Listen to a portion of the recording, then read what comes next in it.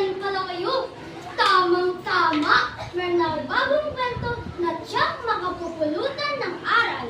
Handa na ba kayo? Ihanda ninyo ang inyong matera at ako'y magkukwento na.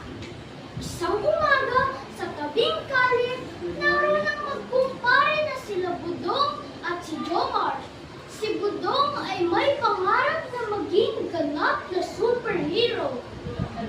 Na naman ang kanyang galing sa kanyang mga magulang na sina Kapitan Islaw at ang masamang si Bugan.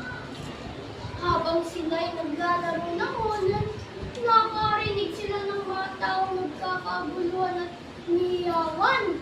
Mabilis nilang ito pinuntahan. Tulong! Tulong! Nanakaw ang aking cellphone! Tulong! Ang wika ng babae.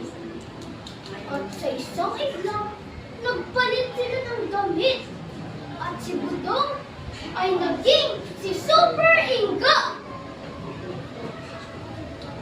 At mabilis nilang hinabol ang mga magnanakaw. Sumakay si Jomar sa kanyang bisikleta, habang si Super Ingo naman ay lumipad dahil iyon ang kanyang kapangyarihan. Pare, saluhin mo to! Pare, abutin mo to! Ang wika ng mga magnanakaw. At kinalaban ni Super Ingo ang mga magnanakaw.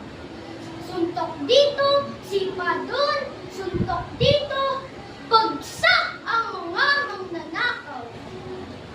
At mabilis na ibinalik ni Super Ingo ang mga gamit na nawala ng mga tao.